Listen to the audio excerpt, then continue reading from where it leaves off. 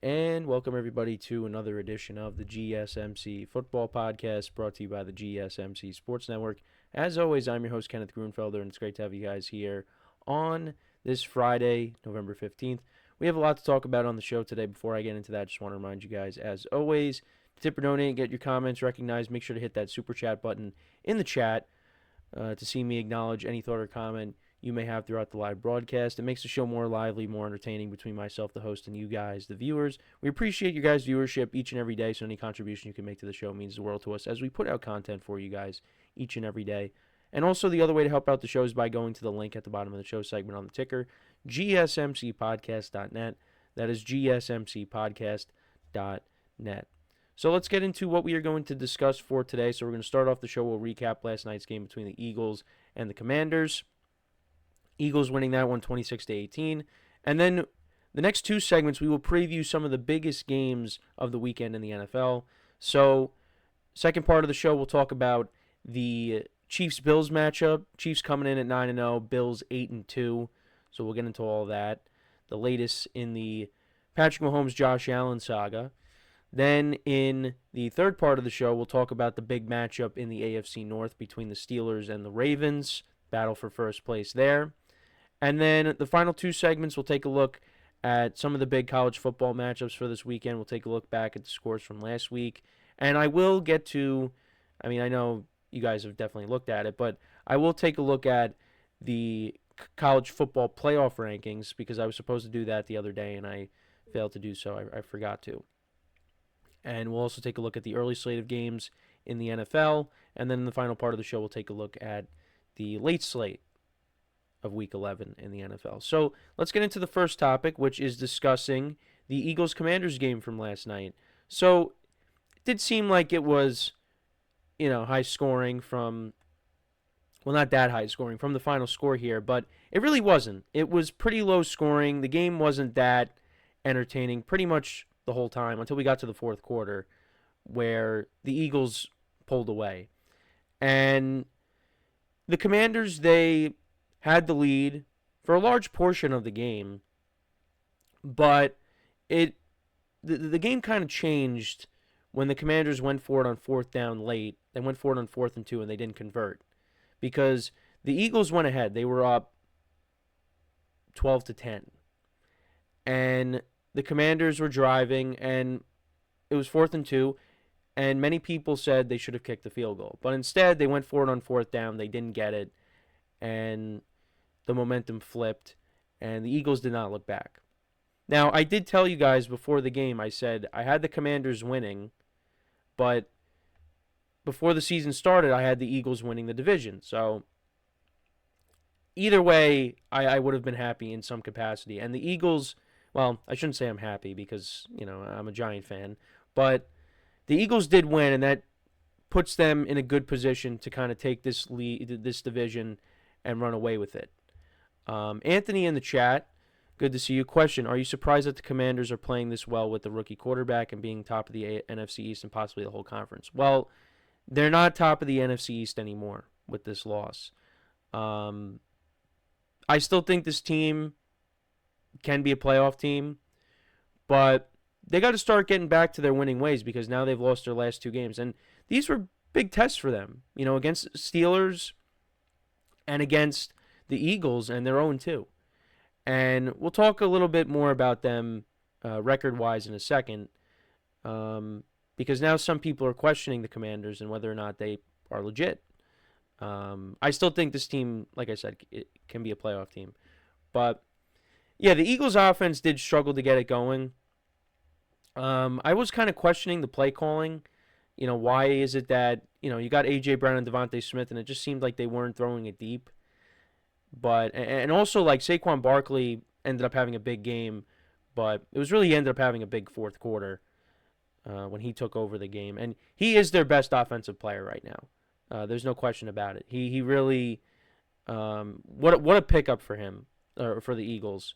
He's been worth it. And, of course, at the end of the broadcast, on the Amazon broadcast, they're having Saquon come on and join the Amazon crew. And, you have Eagles fans chanting, "Thank you, Giants."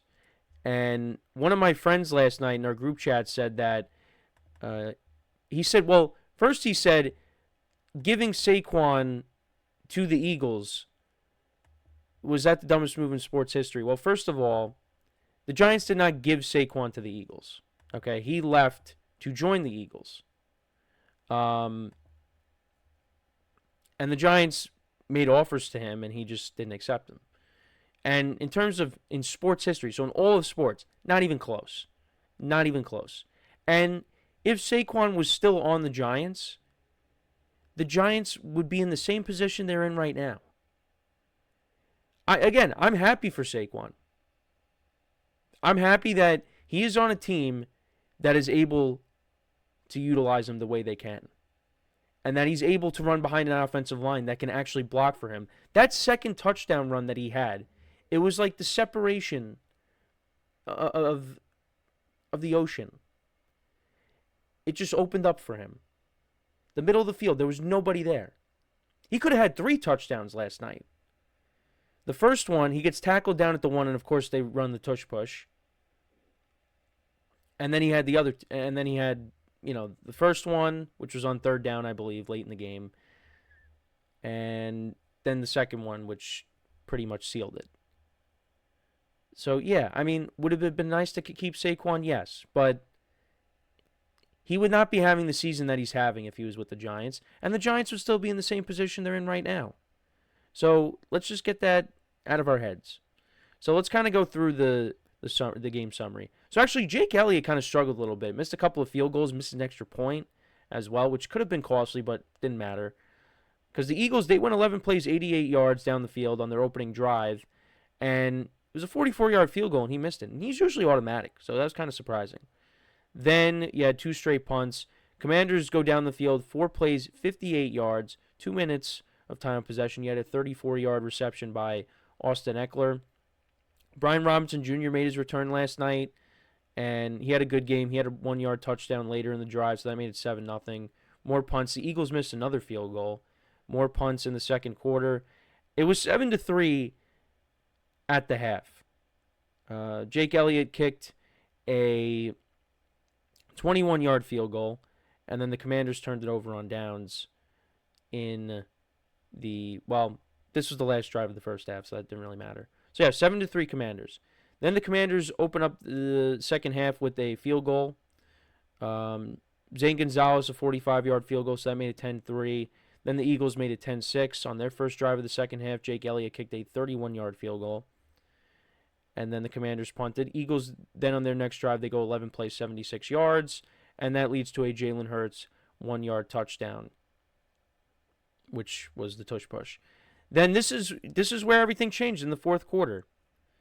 The Commanders go for it on 4th and 2, and they don't get it. And the Eagles turn that into a touchdown. Now, the Commanders almost pulled off a great play because there was a 32-yard pass play to Dallas Goedert. It gets punched out by the Commanders, but the Eagles recover it. So that could have, flipped the game back into the Commanders' favor, but it was a bad break there. And later that just led to Saquon's 23-yard touchdown run on 3rd and 3. And then on the very first play of the Commanders' next drive, Jaden Daniels throws a pick. And then that leads to another Eagles touchdown. That was a Saquon Barkley 39-yard touchdown. And then the Commanders got the ball back. They ended up scoring a touchdown to Zach Ertz from 5 yards out. Then they went for 2, and Zach Ertz made a great catch. Originally, it was ruled incomplete, but they reviewed it, and he got both feet in bounds. So that was great. That was a great play by him. So that made it 26-18. They go for the onside kick. They don't get it, and the Eagles win. Jalen Hurts, 221 yards passing, went 18 of 28. No touchdowns, no interceptions. Saquon Barkley, again, great game for him. 26 carries, 146 yards, and 2 touchdowns. Jalen Hurts had a rushing touchdown in this game. Eagles ran the ball for 228 yards in total. A.J.Brown, 5 for 65. Dallas Goedert, 5 receptions for 61 yards. Barkley, 2 for 52. Devontae Smith, 4 for 29. Eagles defense played well in this game. They had 3 sacks of Jaden Daniels. And then on the other side, Jaden Daniels, 22 of 32, 191 yards, 1 touchdown, 1 interception. Brian Robinson Jr. back, 16 carries for 63 yards and a touchdown. Austin Eckler, their leading receiver, 8 receptions for 89 yards. And also, surprise in this game, Terry McLaurin, 1 reception for 10 yards. That's it. Many people were saying he was going to have a big game. The Amazon crew, they had him, going off in their same game parlay for over 77 yards, and he only had 1 catch. So that was definitely surprising, because Terry McLaurin usually does do well against the Eagles, but he just didn't last night. So yeah, kind of a disappointing game for him. 2 sacks by the Commanders' defense, but the Eagles improved to 8-2 on the season, and right now they're in the driver's seat to win the NFC East, and that's what I had at the beginning of the year. And for the Commanders, I did want to bring this up though. I still think they're a good team, but if you take a look at some of their wins, the Giants when they had no kicker, the Hail Mary against the Bears, they beat up on the Panthers, who aren't good. They beat up on the Browns, who aren't good. They beat the Bengals, which everybody thought was a signature win, but the Bengals' defense has been one of the worst in the league. They beat up on the Cardinals. Cardinals are in first place. And then they beat the Giants again. And then you look at their losses. They lost against the Bucs early on. They played well against the Ravens, though. I mean, they only lost by 7. They had an opportunity to maybe win that game. They lose to the Steelers by a point. And then you had the lead against the Eagles, but then the momentum shifted when they went for it on 4th down. So maybe the Commanders aren't as good as their record shows. I, again, still think they're a good team, but Jaden Daniels has struggled recently, and he is a little banged up still. So, that could maybe play a part in that. But I still think they're in a good spot to make the playoffs. Their next 2 games, they got Dallas and the Titans at home. I mean, those should be wins, but we'll see. So, just wanted to bring that up. If you guys had any opinions on that, let me know. But the Eagles are in the driver's seat. I had them winning the division. So, you look at the updated standings right now. They're the 2 seed behind the Lions. And then you got the Falcons who are leading the NFC South. And then I just need the 49ers to take over in the NFC West, and all my division winners will be correct in the NFC. So we'll see what happens. But again, let me know what you guys think in the comments about this game. Saquon Barkley was the player of the game, took over. He has been a home run signing for them, which doesn't surprise me. So we're going to take our first break now. When we come back, we will talk about the Bills-Chiefs game, another chapter in the Patrick Mahomes, Josh Allen saga. We will get into that when we return from our first break. So with that being said, stick around, and we'll be right back here on the GSMC Football Podcast.